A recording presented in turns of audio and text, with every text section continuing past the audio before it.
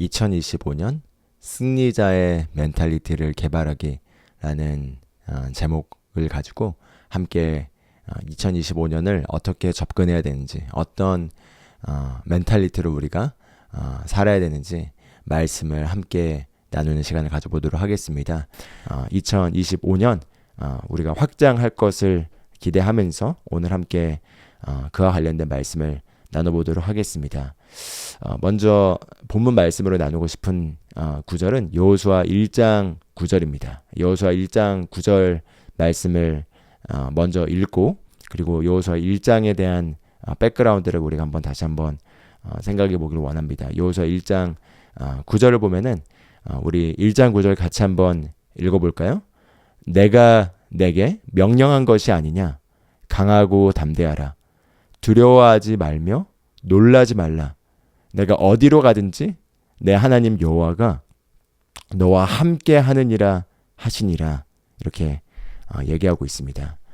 하나님께서 여호수아에게 이 여호수아 1장 9절에서 강하고 담대하며 두려워하지 말며 놀라지 말라라고 내가 내게 명령한 것이 아니냐 이렇게 얘기했습니다. 왜냐하면 1장 9절 전에 앞부분을 보면은 오직 너는 지극히 강하고 담대하라. 너는 두려워하지 마라. 내가 너와 함께하며 너를 떠나지 아니하며 내 평생에 너를 대적할 자가 없을 것이다. 그러므로 강하고 담대하라 라고 반복해서 말씀하고 계시는 장면을 보게 됩니다. 왜 반복해서 하나님께서 여호수아에게 강하고 담대하라고 얘기했을까요? 왜냐하면 강하고 담대해야 할 만한 위협적인 도전적인 상황과 순간들을 마주할 것이기 때문에 하나님께서 이와 같은 말씀을 주시는 거죠. 하나님의 사람으로 쓰임받았던 모세가 이스라엘 백성을 출애굽시키고 가나안 땅으로 다 데리고 와서 이제 가나안 땅이 아니라 광야로 와서 가나안 땅에 들어가야 하는데 가나안 땅에 들어가지 못하고 결국은 그 첫 번째 세대는 다 광야에서 멸망한 것을 여호수아는 두 눈으로 생생하게 목격했습니다. 그리고 심지어 모세까지 하나님의 말씀을 어겨서 가나안 땅에 들어가지 못하고 광야에서 이제 함께 생을 마감하게 되는 것을 두 눈으로 똑똑히 보게 된 거죠.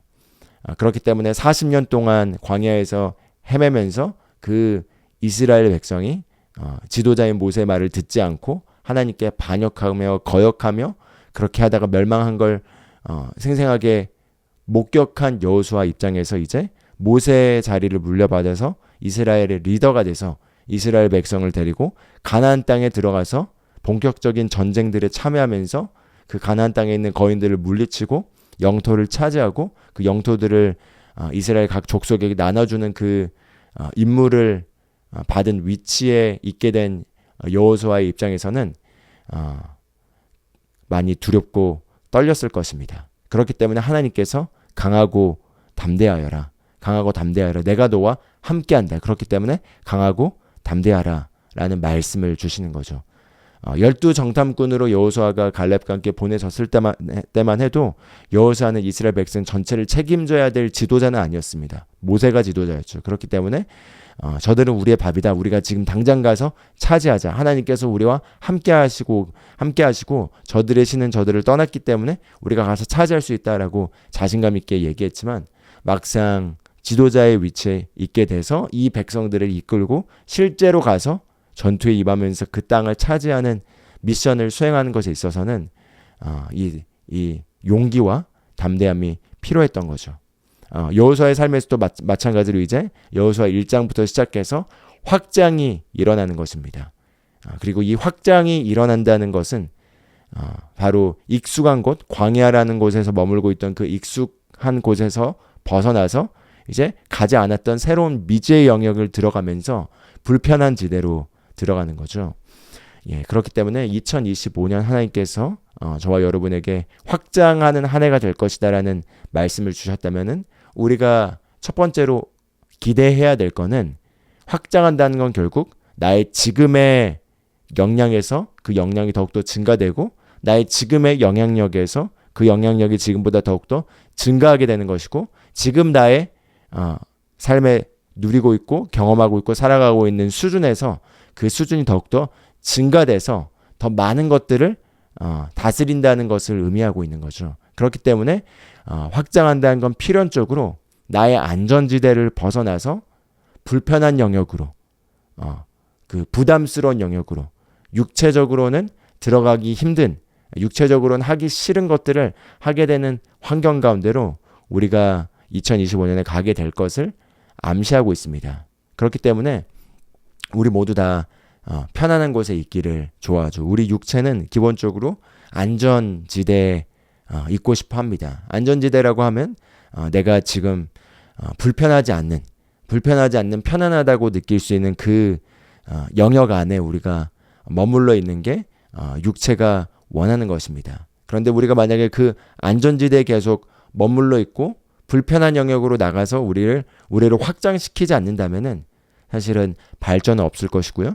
그리고 발전이 없다면은 다스림도 없을 것이고 그 확장도 없을 것입니다. 그렇기 때문에 내가 올 한 해 하나님에 의해서 쓰임받고 확장한다는 건 내가 익숙하지 않는 곳으로 들어가서 불편함을 감수하면서 역량을 확장시켜야 된다는 거죠. 거기에 있어서 우리가 가져야 될 태도가 있는데 그 태도는 바로 강하고 담대한 태도라는 것입니다. 강하고 담대한 태도라는 것입니다. 예를 들어 우리가 만약에 군인이 전쟁에 임한다면은 실제로 싸우는 전투에 임한다면은 군인으로서 가져야 될 태도가 있겠죠. 군인으로서 가져야 될 태도는 나 전투 안 했으면 좋겠어. 나 싸우지 않았으면 좋겠어. 나 여기에만 그냥 숨고 싶어. 라는 태도를 가지고서는 군대에 있어서는 안 됩니다. 만약에 군인으로서 전쟁에 참여한다면은 어떤 그 안전한 곳에 숨어서 거기에서 그냥 끝날 때까지 기다리는 것이 아니라 밖으로 나와서 영역을 확보하고 차지하면서 적을 무찌르기 위해서 강하고 담대하게 앞으로 전진해 나가야 되는 게 군인의 태도인 거죠. 마찬가지로 우리가 올 한 해 확장한다는 건 그와 같은 군사의 정식으로 군인의 정신으로 내가 숨는 것이 아니라 내가 어려움들을 직면하고 그것들을 대면해서 말씀과 믿음을 가지고 성령의 능력을 가지고 뚫고 나가야겠다라는 그와 같은 태도를 우리가 가져야겠습니다. 거기에 있어서 우리가 갖춰야 될 태도가 바로 여호수아 1장 9절 말씀에서 우리가 봤던 것처럼 강하고 담대한 태도를 가는 거라는 거죠. 그래서 특히 우리가 그러면은 확장한다는 건 결국 익숙한 곳을 떠나서 익숙하지 않는 곳으로 가는 것인데 그건 단지 장소만이 아니라 우리의 심리적인 장소를 포함하겠습니다. 그렇기 때문에 내가 어찌 보면 나의 안전지대 안에 있다는 것은 내가 어느 정도 컨트롤할 수 있고 내가 부담을 느끼지 않는 어떤 나의 능력의 한계 안에 머물러 있다는 거죠. 그런데 내가 확장한다는 건 이 능력의 한계를 벗어나서 내가 이제 불가능하다고 느끼는 영역 또는 내가 잘 못하는 영역으로 들어가서 거기에 있어서 이제 불편함을 마주하는 것들이라고 할 수가 있겠습니다. 그렇기 때문에 예를 들어 내가 확장하기 위해서 안전지대를 벗어난다 라고 했을 때 우리가 생각해 볼 수 있는 불편함은 여러 가지가 있을 수 있겠죠. 예를 들어 과거에 경험했던 실패 기억들일 수가 있겠습니다. 그 실패의 기억들로 말미암아 또 그 실패를 경험하고 싶지 않기 때문에 시도하고 싶거나 도전하고 싶지 않을 수가 있겠죠. 또는 어떤 걸 했을 때 거기에 대해서 받아들이게 되는 사람들의 피드백일 수가 있겠습니다. 특히 한국 사회에서는 집단의 문화가 너무나 강하기 때문에 내가 무언가를 했을 때 사람들이 어떻게 평가하는가, 어떻게 반응하는가, 어떻게 피드백을 하는가 그것이 상당 부분 우리에게 영향을 미칩니다. 그런데 내가 역량을 확장시키고 내가 확장한다는 것은 어떤 사람들의 안 좋은 피드백이 있다 하더라도 그 피드백들 때문에 무서워서 도전하지 않고 확장하지 않고 가만히 있는 것이 아니라 안 좋은 피드백을 마주한다 하더라도 내가 그것들을 직면하고 대면하고 앞으로 전진해 나가겠다라는 것이 우리의 갖춰야 될 태도여야 되는 거죠. 심지어 실패들을 계속해서 경험할 수 있겠습니다. 일의 실패라고 할 수 있겠죠. 어떤 하고 있는 일들이나 하려고 하는 것들에 있어서 실패를 경험할 수 있겠습니다. 그런데 실패에 대한 우리의 태도가 실제로 실패를 결정합니다. 그렇기 때문에 어떤 것들을 할 때 실패하지 않고 완벽하게 모든 것을 성공하는 일은 없습니다. 무엇을 하든지 우리가 틀리면서 배우고 배우면서 성장하고 성장하면서 역량이 확장되고 역량이 확장되면서 계속해서 이제 점점 더 다스려 나가는 거죠. 그런데 어떤 걸 한번 실패했다고 그 실패한 거에 대한 우리의 태도가 그 실패에 대한 아픔으로 말미암아 걱정하고 무서워하고 숨어버리고 다시는 거기에 있어서 시도하지 않는다면은, 그래서 그 영역을 발전시켜 나가지 않는다면은 그것이야말로 오히려 실패라고 할 수가 있겠습니다. 그렇기 때문에 사실은 무엇이 실패이고 무엇이 성공인가에 대한 그 개념을 우리가 그리스도인으로서 바르게 정립해야겠습니다. 실패는 우리가 성장하는 것을 포기하는 것이, 어떤 것을 내가 확장하는 것을 포기하는 것이, 그래서 내가 있는 그 자리에 그냥 주저앉는 것이 실패라고 할 수 있겠습니다. 그래서 제가 제 딸 하이미를 이렇게 도우면서도, 하이미가 지금 요즘 수학 공부를 하고 또 피아노를 연습하면서 잘 안 될 때, 특히 어려움에 부딪힐 때, 한계에 부딪힐 때 포기하고 싶어 합니다. 왜냐면은 그 실패했을 때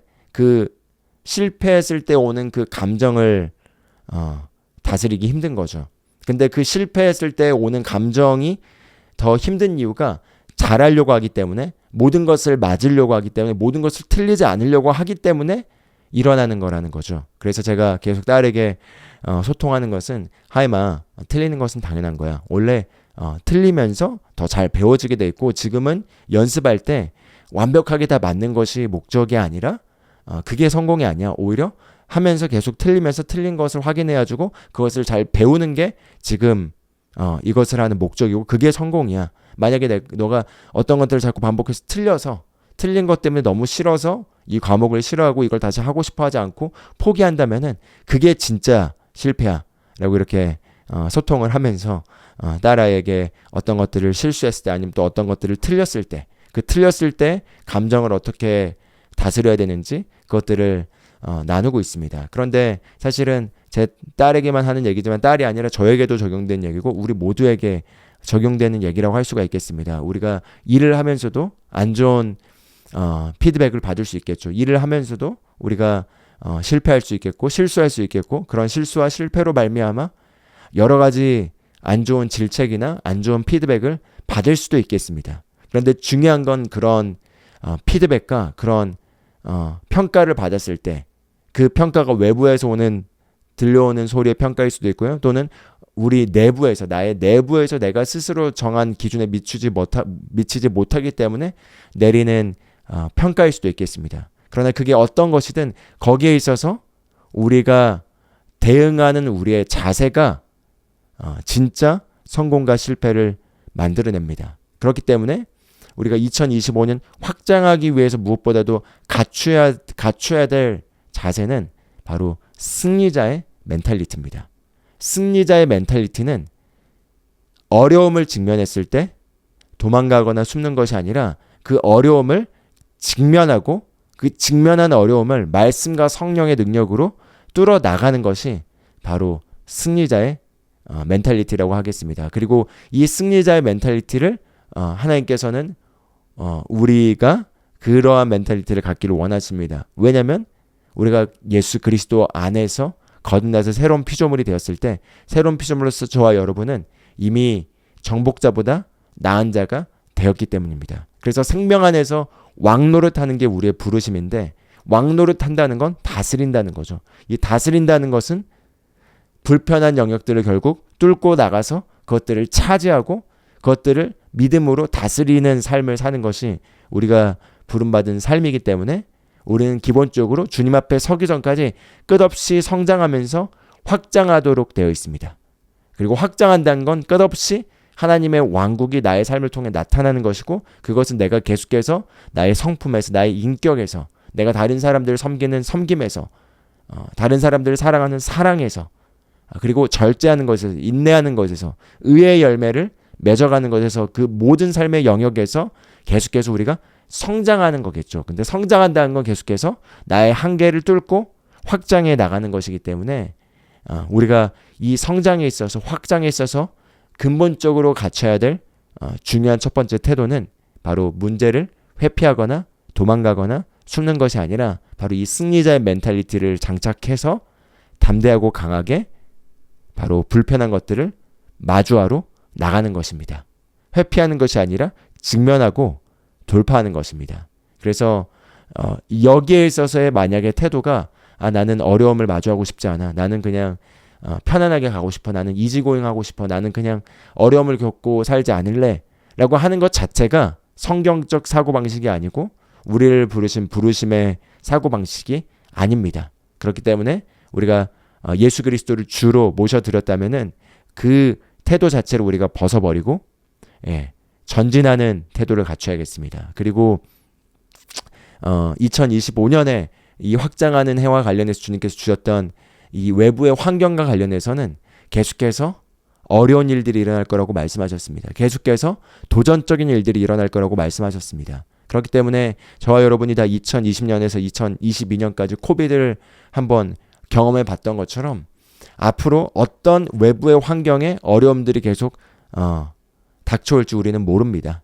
우리는 그냥 안정된 어떤 환경과 상황 가운데 계속 살아갈 걸 소원할 수 있지만, 그러나 지금 이 인류 역사의 시간표는 마지막 때를 향해 가고 있기 때문에 성경에 예언하고 있는 것처럼 분명하게 이 마지막 때에는 7년 환난 속에서 여러 가지 재난과 재앙과 인류가 이제껏 겪어보지 못하는 어려움들이 예정되어 있고, 그런 것들을 준비시키는 셋업 단계로 우리가 계속 들어가고 있기 때문에 우리가 휴거되기 전까지 믿는 그리스도인으로서 교회로서 우리가 이 땅에서 저지하는 세력으로서 우리가 어느 정도 저지를 할 것이지만, 그러나 근본적으로 흘러가는 이 적그리스도의 왕국의 시스템으로 가고 있는 이 트렌드를 우리가 막진 못할 거라는 거죠. 우리가 그걸 저지할 수는 있어도 그런 것들이 완전히 바뀌어서 아름다운 세상이 올 걸 기대해서는 안 되겠습니다. 아름다운 세상은 주님이 이 땅에 재림하시면서 일어나는 천년왕국 시대에 올 것입니다. 그러나 우리가 이 땅에 있는 동안에는 그 흘러가는 어둠의 트렌드, 어둠의 어떤 그 방향성을 우리가 저지하면서 우리가 분명하게 맡겨진 우리가 이 땅에 부름받은 일은 이 땅에서 우리가 남아있는 동안 분명한 우리의 목적을 가지고 영혼들을 그리스도께 인도하는 것입니다. 영혼들을 그리스도께 인도하는 것입니다. 그러나 제가 이 얘기를 나눈 이유는 무엇이냐면, 내가 아무리 이제 안전한 곳에 편안한 곳에 있고 싶어 한다 하더라도 환경이 우리를 그렇게 허락하지 않을 것입니다. 그렇기 때문에 우리는 이걸 피할 수가 없습니다. 그럼 피할 수가 없다면 빨리 우리가 태도를 교정해서 바른 태도로 인생을 직면하고 미래를 마주하기로 우리가 결정하는 거죠. 그래서 다시 한번 여호수아 1장 9절 말씀을 보는 것처럼 내가 내게 명령한 것이 아니냐. 하나님께서 우리에게 마치 명령하신다는 겁니다. 우리가 여호와의 말씀을 순종한다는 것, 여호와의 말씀의 명령에 우리가 순종한다는 것의 개념에서 봤을 때 강하고 담대한 것이 바로 하나님께서 저와 여러분에게 명령하신 것입니다. 그렇기 때문에 강하고 담대하십시오. 복음을 전하고 하나님의 왕국을 확장하고 또 이전에 하지 못하던 일들을 하면서 역량을 확장하는 과정 가운데서 실수도 할 거고 실패도 할 거고 안 좋은 피드백들을 경험하게 될 수도 있을 것입니다. 그러나 그런 것들에 마음을 내어주지 마시고 그런 것들을 겸손하게 받아들여서 내가 어떤 부분이 부족했는지 어떤 부분이 더 발전해야 될지를 빠르게 피드백해서 나를 발전시켜 나가면서 우리가 계속해서 전진해 나가는 것이 하나님이 우리에게 원하시는 것입니다. 그렇기 때문에 두려워하지 말고 강하고 담대하면서 놀라지 않는 것이 우리가 갖춰야 될 태도라고 할 수가 있겠습니다. 그래서 성경을 보면은 결국 믿음으로 사는 삶은 믿음은 결국 하나님이 주신 축복을 우리가 차지하는 것이고, 그리고 부르심의 소망을 이루는 것도 우리가 믿음으로 살 때만 이게 이루어질 수가 있습니다. 즉 하나님의 꿈이 내 삶에 펼쳐지는 것도 믿음으로 우리가 걷고 반응하고 취할 때 일어날 수 있는 것이죠. 그래서 믿음으로 반응하지 않았던 이스라엘 백성이 어떤 태도를 가졌길래 그들은 멸망하게 됐는지 먼저 그 겁쟁이의 태도, 즉 메뚜기의 태도를 잠깐 한번 좀 살펴보고, 우리에게 혹시 그러한 태도가 있다면은 싹 다 제거하기로 우리가 결단하면서 잠깐 그 부분의 말씀을 봐보도록 하겠습니다. 민수기 먼저 14장 24절을 보면은 갈렙에 대해서 하나님께서 이렇게 평가하십니다. 제가 이 말씀을 자주 나누는데 이렇게 얘기하고 있죠. 같이 한번 읽어보겠습니다. 그러나 내 종 갈렙은 그 마음이 그들과 달라서 나를 온전히 따랐은즉 그가 갔던 땅으로 내가 그를 인도하여 드리리니 그의 자손이 그 땅을 차지하리라. 이렇게 얘기하고 있습니다. 내 종 갈렙은 그 영이 그들과 달라서 이렇게 얘기하고 있습니다. 갈렙은 그 영이 그들과 달라서 나를 온전히 따랐다는 거죠.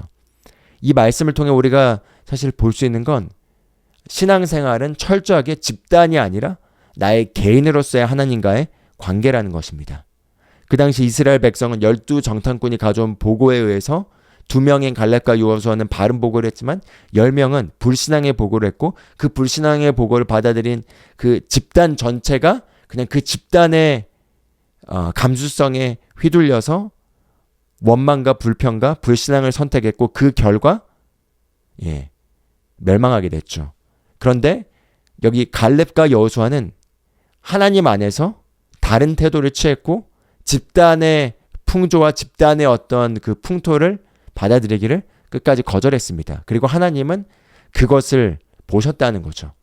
그래서 하나님은 갈렙의 마음을 보셨다는 것입니다. 갈렙의 영을 보셨다는 겁니다. 그래서 내 종 갈렙은 그 마음이 그 영이 다른 사람들과 달라서 나를 온전히 따랐기 때문에 그 믿음을 나도 존중하고 그 믿음을 따라서 갈렙에게 갈렙의 믿음대로 내가 줄 것이다 라고 사실은 얘기하고 있는 것입니다. 그래서 우리가 성경 전체를 통해서 우리가 보면 느끼는 거지만 믿음이 얼마나 중요한지를 알 수 있습니다. 어제 성경 읽었던 누가복음 7장에서는 그 백부장이 예수님께 자신의 종이 아프기 때문에 고치러 와달라고 얘기를 하는데 집 앞에 근처에 왔을 때 예수님을 맞아들일 수가 없기 때문에 감히 본인이 예수님을 맞아들일 수 없기 때문에 자기가 군인으로서의 권세를 이해하고 있기 때문에 그저 말씀만 하더라도 나의 종이 나을 걸 믿습니다라는 믿음을 가지고 그렇게 사신을 보내서 예수님께 그 말씀을 전달하자 예수님께서 그 믿음대로 말씀하셨고 그 말씀하신 순간 종이 치유되고 그리고 예수님께서 놀라면서 이스라엘에게서는 이와 같은 큰 믿음을 보지 못하였다라고 말하고 있는 장면을 볼 수 있습니다. 즉 예수님은 철저하게 백부장의 그 믿음을 존중하셨고 그 믿음대로 그가 가졌다는 거죠. 마찬가지로 갈렙도 갈렙의 믿음대로 가졌습니다. 그리고 마찬가지로 이스라엘 백성은 그 당시 그들이 가졌던 믿음대로 그들의 믿음은 광야에서 멸망하는 것이었습니다. 그 믿음대로 그들은 가졌습니다. 그렇기 때문에 우리가 집단의 안에서 그냥 따라가는 것이 아니라 내가 하나님과의 개인적인 관계에서 어떤 믿음을 하나님 앞에서 내가 갖느냐 그게 중요하다는 거죠. 내가 그 믿음을 정확하게 가지고 있다면은 내 주변에 있는 모든 환경은 다 거기에 휩쓸려서 세상에 휩쓸려서 어둠에 휩쓸려서 멸망한다 할지라도 내가 가지고 있는 그 하나님 안에서의 가진 그 분명한 믿음이 있다면 그 믿음대로 우리는 멸망하지 않고 믿음대로 가질 것입니다. 그렇기 때문에 갈렙은 여호수아와 함께 다른 믿음을 가지고 있었고 그 다른 믿음을 하나님께서 철저하게 인정하셔서 그들은 다른 운명을 맞이했던 것을 우리가 볼 수 있습니다. 그래서 잠깐 그 불신앙으로 반응했던 사람들의 보고를 잠깐 좀 봐보면서 우리가 어떻게 자칫 잘못하면 이와 같은 태도를 가질 수 있는지를 한번 좀 봐보도록 하겠습니다. 민수기 13장 31절을 보면 이렇게 얘기합니다. 그와 함께 올라갔던 사람들은 이르되 우리는 능히 올라가서 그 백성을 치지 못하리라. 그들은 우리보다 강하니라 하고 이스라엘 자손 앞에서 그 정탐한 땅을 악평하여 이르되 우리가 두루 다니며 정탐한 땅은 그 거주민을 삼키는 땅이요 거기서 본 모든 백성은 신장이 장대한 자들이며 거기서 네필림 후손인 아낙 자손의 거인들을 보았나니 우리는 스스로 보기에도 메뚜기같이 그들이 보기에도 그와 같았을 것이니라. 이렇게 악평을 하고 있다고 얘기를 하고 있습니다. 네. 그 정탐한 땅을 악평하여 성경은 그들이 악평했다고 하죠. 악평하는 이유가 무엇이었죠? 바로 그 시작은 31절에 시작됩니다. 그들은 우리보다 강하다. 그래서 우리는 이기지 못한다. 라는 걸 먼저 기본 전제로 둔 것입니다. 우리는 할 수 없다. 우리는 이걸 이겨낼 수 없다. 우리는 그것을 치지 못한다. 우리는 절대 이걸 못한다. 불가능하다. 라는 거, 할 수 없다라는 걸 기본 전제로 두고 그것을 설득시키기 위해서 이제 안 좋은 악평들이 거기에서부터 나오게 되는 것입니다. 그래서 그런 악평을 하면서 33절에 얘기하고 있는 게 무엇이냐면 그 거인들 앞에서 우리가 봐도 우리가 메뚜기 같고 그들이 봐도 우리가 메뚜기 같을 것이다 이렇게 얘기하고 있습니다. 그래서 지금 여기 이스라엘 백성들이 다 이 보고에 선동당해서 전체가 다 결국은 광야에서 멸망하게 됐는데요. 그런데 여기에서 그들이 선동당하면서 멸망당하게 되는 그 시작점은 무엇이냐면 바로 그들 자신을 바라볼 때 환경에 비추어서 객관적으로 그들을 바라보고 있는 것이, 즉 객관적이라면 세상적인 기준에서의 객관적으로 그들을 바라보고 있는 것에서 이 모든 것들이 비롯되고 있는 것을 볼 수 있습니다. 객관적으로 봤을 때는 거인들이 있었고 그 거인들 앞에서 객관적인 물리력으로 비교한다면은 메뚜기와 그렇다고 메뚜기는 아니죠. 그렇지만 메뚜기와 같이 느껴졌을 것입니다. 그래서 그들은 지금 보이는 환경에 기반해서 하나님을 배제하고 하나님의 말씀을 배제하고 하나님께서 개입하셔서 함께 하신다는 그 사실을 완전히 배제하고 그저 그냥 보이는 객관적인 환경 앞에서 느껴지는 부정적인 보고들을 이렇게 악평했습니다. 그래서 우리도 너무나 많은 경우 자칫 믿음의 관점으로 우리가 접근하지 않으면은 계속해서 보여지는 것들은 안 좋은 방향으로, 좋지 않는 어떤 상황으로 상황들이 펼쳐질 수 있을 것이고 그 상황들 안에서 우리 자신을 보게 되는 유혹에 빠질 것입니다. 마치 메뚜기 같이 보여지는 거죠. 그런데 우리가 그렇게 환경에서 하나님을 배제시키고 환경 안에서 우리를 바라보고 우리를 재는 순간 우리는 메뚜기와 같은 접근으로 들어가지는 것입니다. 그래서 그렇게 접근할 때 일어나는 반응들이 있습니다. 때로는 우리가 그걸 인지하지도 못한 채 보이는 환경에서 우리 자신을 평가하고 우리 인생을 평가하고 그렇게 네거티브하게 부정적으로 우리 자신을 바라보고 다른 사람들을 바라보고 상황들을 바라보게 되는 경우들이 종종 생기는데 그렇게 우리가 바라보고 있다는 걸 인지하지도 못한 채 우리가 그렇게 바라보고 있다면 그것을 어떻게 확인할 수 있을까요? 우리의 반응들을 통해서 우리가 그것을 확인할 수가 있습니다. 그래서 14장 1절에서 3절을 보면은 그들의 반응이 나옵니다. 14장 1절을 보면 이렇게 얘기하죠. 온 회중이 소리를 높여 부르짖으면 백성이 밤새도록 통곡하였더라. 뭐 지금 적들이 쳐들어온 것도 아니고 아무 일들이 일어난 것도 아닌데 통곡하고 있다고 얘기합니다.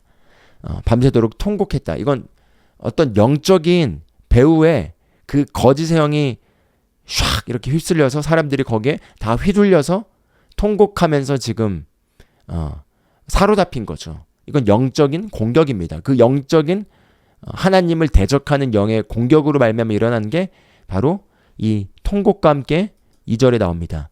이스라엘 자손이 다 모세와 아론을 원망하며 온 회중이 그들에게 이르되 우리가 애굽 땅에서 죽었거나 이 광야에서 죽었으면 좋았을 것을 어찌하여 여호와가 우리를 그 땅으로 인도하여 칼에 쓰러지게 하려 하는가? 우리 처자가 사로잡히리니 애굽으로 돌아가는 것이 낫지 아니하랴 이렇게 얘기합니다.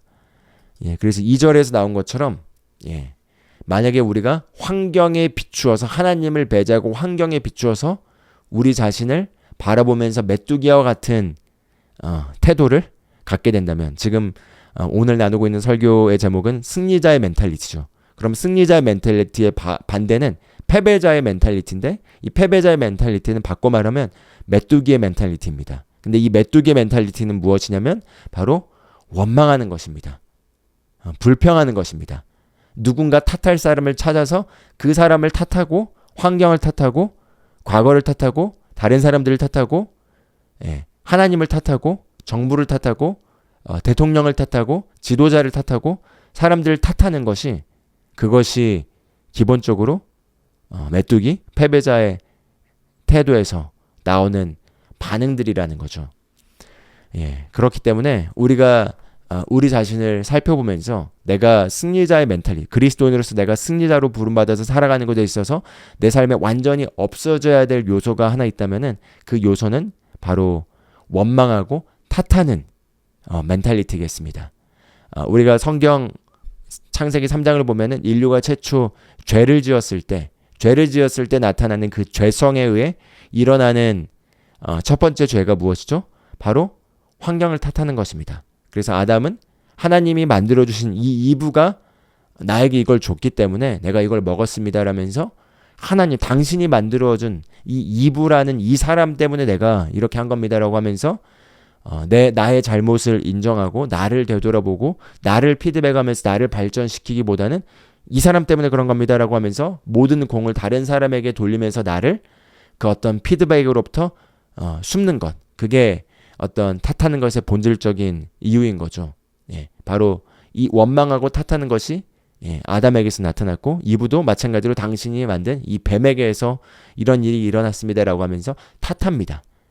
그래서 원망하고 불평하고 그리고 환경을 탓하는 것이 패배로 가는 지름길이고 우리가 확장하는 한 해 하나님의 왕국을 우리가 우리 삶 가운데 확장시키면서 나가기 위해서는 우리가 절대 이 원망하고 탓하는 풍토 속에서 같이 맞물려서 마찬가지로 함께 원망하고 탓하면서 불만스러운 심령의 상태를 갖추어서는 안 되겠습니다. 그렇기 때문에 여기 나온 것처럼 그 원망과 불평과 그 다음에 남을 탓하는 것에 결국 그 결론은 이 1절에는 3절인데요.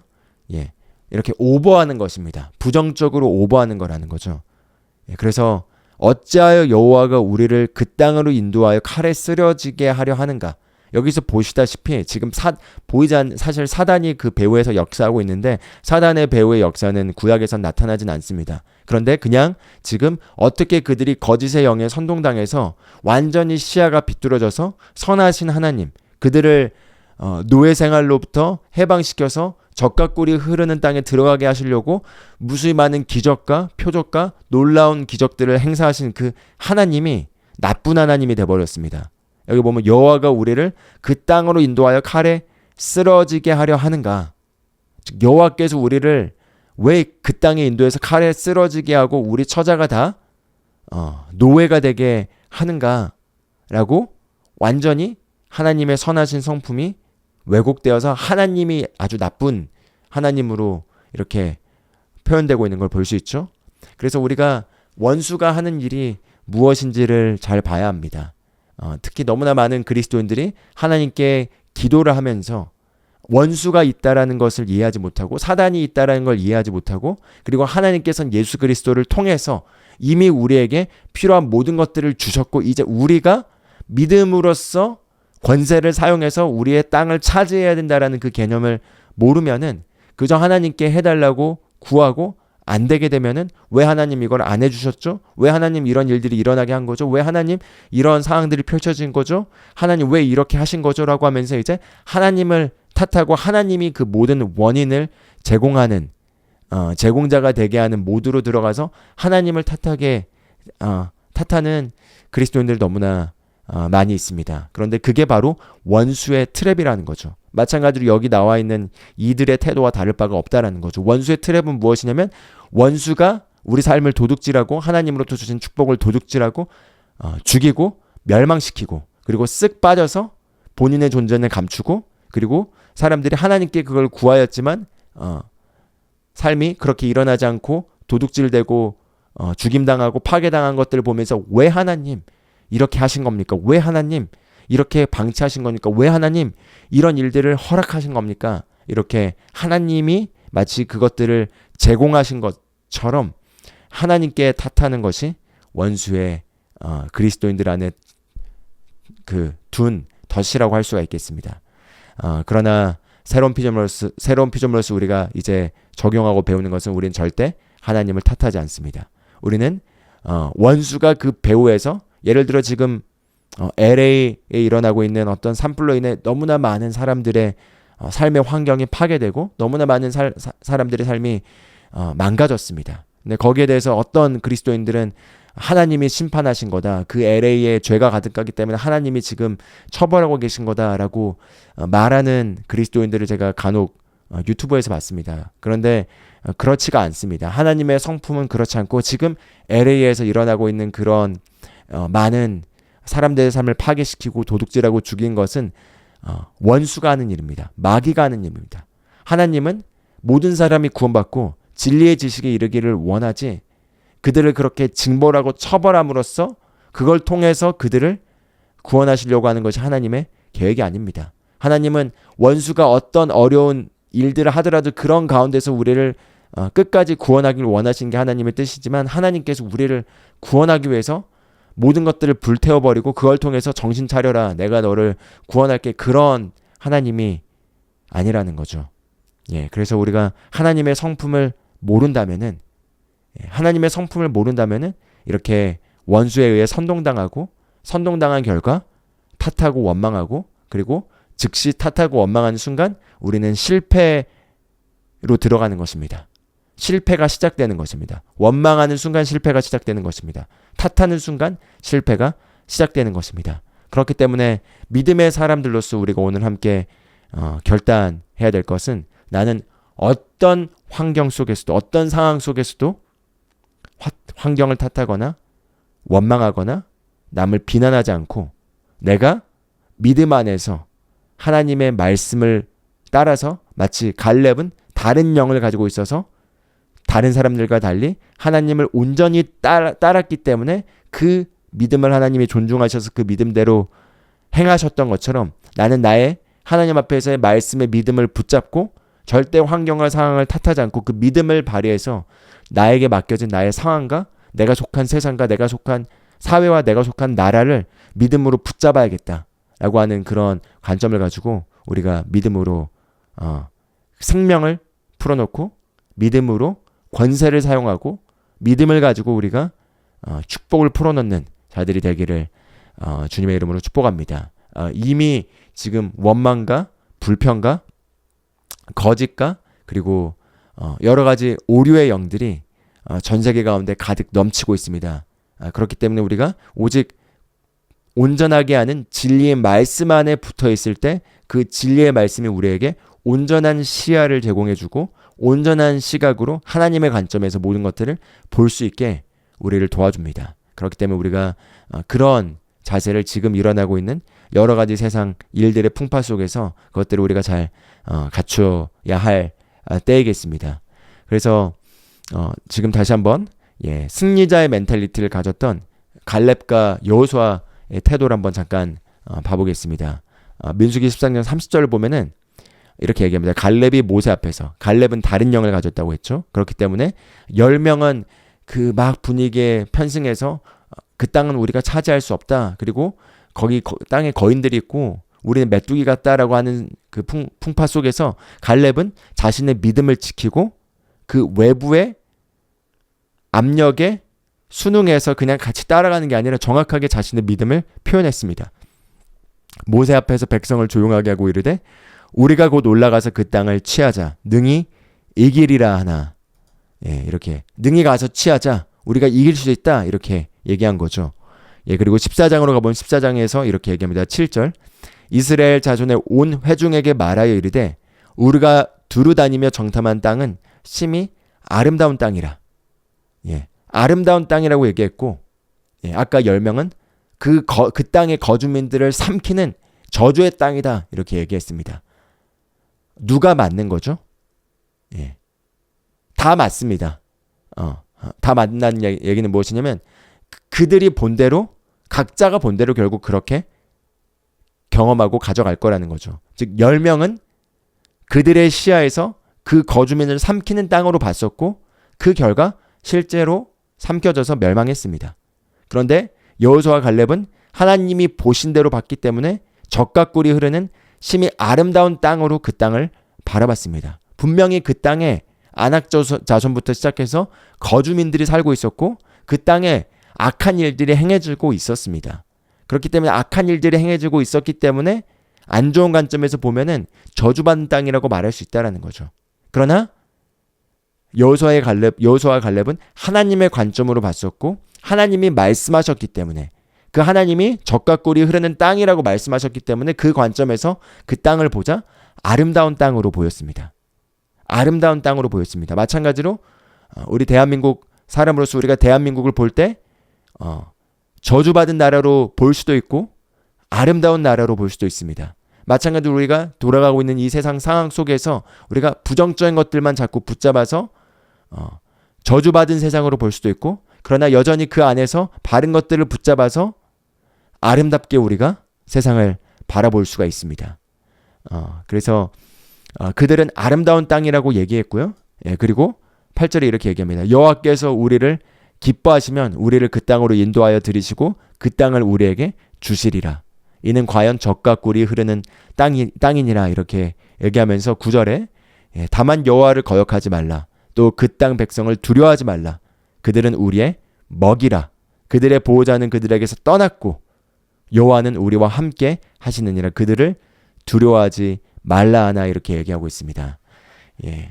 그들은 우리의 먹이라. 즉 그들은 우리의 밥이다. 영어로는 그들은 우리의 빵이다.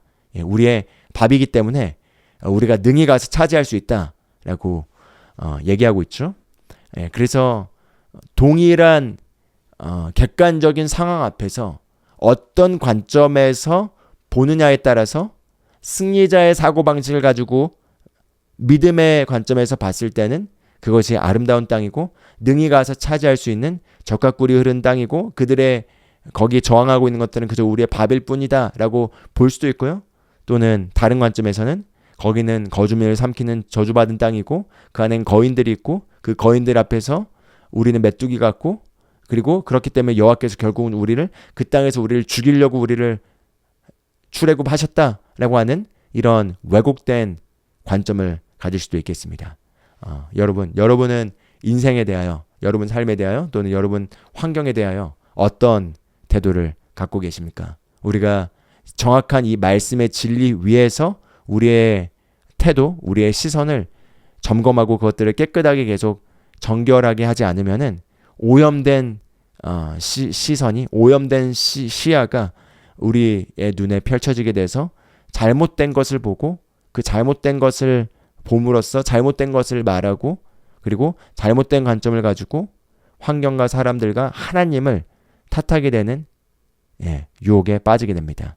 그래서 탓하는 것의 근본적인 뿌리는 잘못을 내게서 절대 찾으려고 하지 않을 때 일어나는 거죠. 그렇기 때문에 우리가 승리자의 태도로서 가져야 될 가장 기본적인 자세는 바로 우리가 여기 민수기 14장 7절에서 9절에서 보는 바와 같이 환경에 있어서 그냥 객관적으로 보는 것이 아니라 우리는 하나님의 개입을 항상 생각해야 됩니다. 하나님의 개입을 생각해야 됩니다. 환경적으로만 보면 지금 한국은 너무나 위기 상황이죠. 한국뿐만 아니라 전 세계 여러 곳에서 위기의 상황들이 너무나 많습니다. 그래서 그 환경만 본다면은 멸망에 가까이 왔습니다. 어둡습니다, 미래가. 그런데 그 하나님을 개입시켜서 우리가 다시 환경을 바라본다면은 하나님을 개입시켜서 하나님이 주신 말씀에 기반해서 우리가 속한 환경을 바라본다면은 여전히 기회의 땅이고 기회가 있고 우리가 차지해야 될 영역들이 있습니다. 그렇기 때문에 우리가 승리자의 그 멘탈리티를 갖추는 것에 있어서의 그 가장 중요한 고려 요소는 하나님을 항상 개입시켜서 보는 것입니다. 하나님을 개입시키는 순간 우리의 왜곡된 시선이 믿음의 시선으로 즉시 전환될 수 있습니다. 하나님을 빼버리게 되면은 환경과 상황이 어렵고 이거 언제까지 내가 기도해야 되는가? 기도하면 바뀔 수 있는가? 이런 생각이 들 수 있습니다. 그러나 선하신 성품의 하나님 그리고 전능하신 하나님의 그 위대한 능력을 우리가 생각하고 그 하나님을 개입시켜서 우리가 환경과 상황을 바라보게 되면은 시선이 즉시 교정될 수가 있습니다. 그래서 우리가 이런 자세를 가지고 우리가 승리자의 멘탈리티를 가지고 우리가 2025년을 직면하고 나가야겠는데요.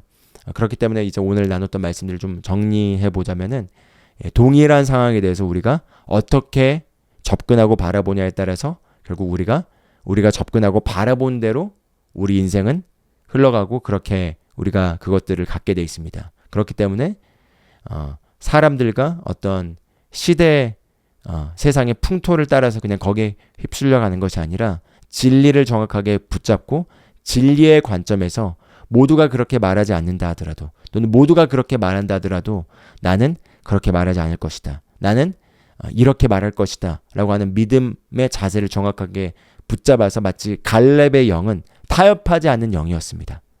주변의 환경에 타협하지 않는 영이었고 주변의 사람들이 타협하지 않는 영이었고 말씀에 기반해서 믿음으로 바라보는 믿음의 영이었습니다. 그와 같은 영을 우리가 받았습니다. 하나님께서 우리에게 주신 영은 두려워한 영이 아니라 오직 능력과 사랑과 건전한 영을 새로운 피조물로서 우리는 받았습니다. 그렇기 때문에 그것은 이미 저와 여러분의 영 안에 있습니다. 그 영 안에 있는 것이 밖으로 흘러나오기 위해서는 우리 혼에서 우리의 혼의 태도들이 잘 우리의 영과 일치하게 맞춰져야 됩니다.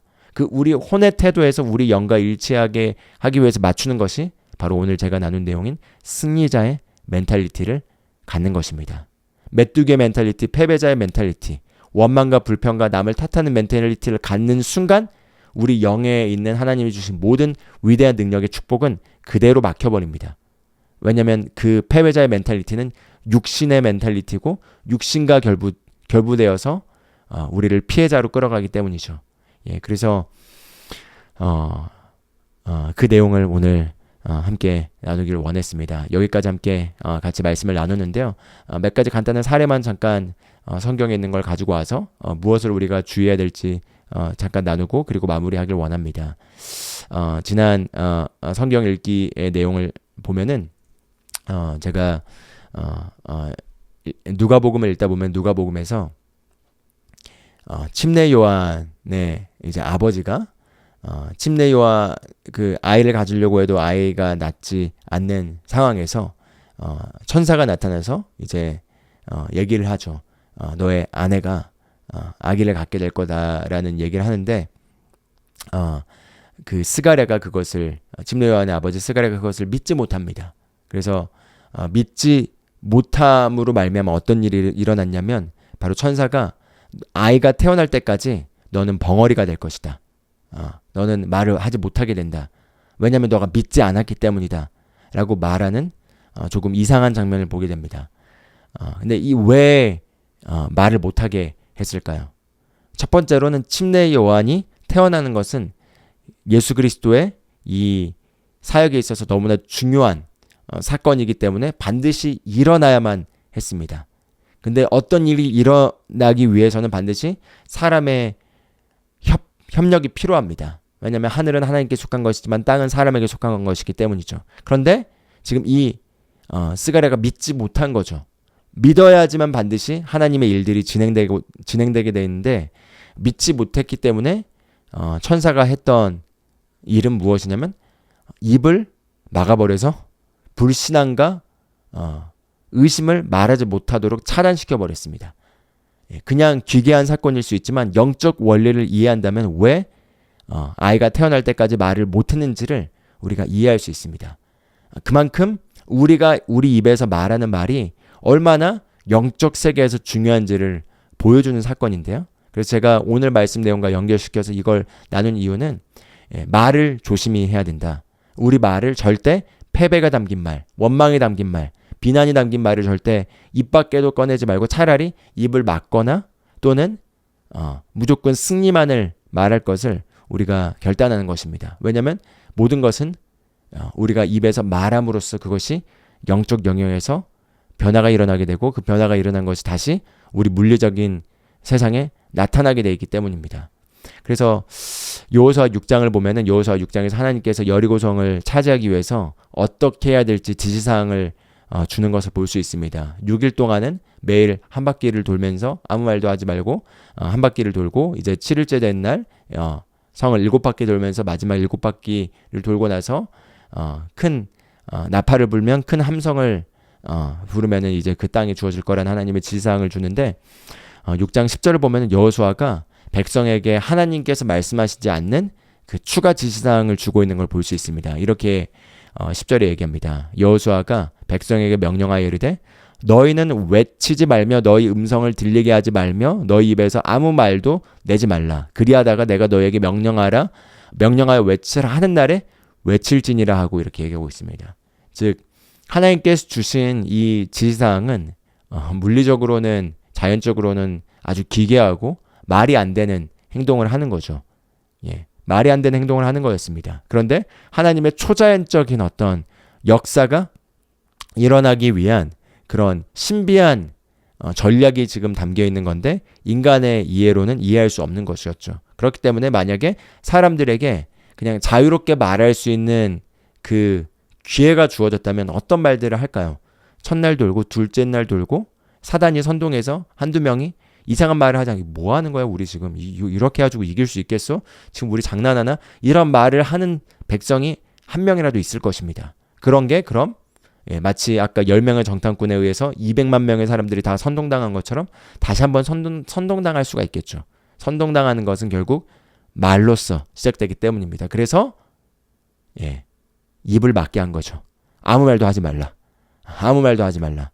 내가 외쳐라고 하는 날 외칠 때까지 입을 다물고 그냥 조용히 있어야 된다라고 하는 아주 기가 막힌 지시사항을 줍니다. 왜냐하면 여호수아는 경험해 봤기 때문이죠. 말이 어떻게 불씨가 돼서 전체를 불신앙으로 이끌고 망가뜨릴 수 있는지를 목격했기 때문에 입을 다물게 합니다. 그래서 이 여호수아 사건과 함께 또 우리가 누가복음의 스가랴 사건을 통해서 다시 한번 볼 수 있는 건 우리 입에 권세가 있고 우리 입이 무엇을 말하냐가 우리의 삶을 결정짓는다는 것입니다. 그래서 그렇기 때문에 2025년 계속해서 앞으로도 여러분 어떤 일들이 눈앞에 펼쳐질지 모릅니다. 그러나 외부의 환경은 우리를 흔들 수 있겠지만 그러나 흔들리지 않기로 결단하시고 그리고 어떤 어려움이 눈앞에 펼쳐진다 하더라도 믿음으로 반응하고 그리고 앞으로 전진하며 그 도전들을 직면하고 그리고 하나님이란 요소를 항상 생각하면서 앞으로 나가면서 믿음의 말을 할 것을 오늘 함께 결단하면서 오늘 이 메시지를 마무리하길 원합니다.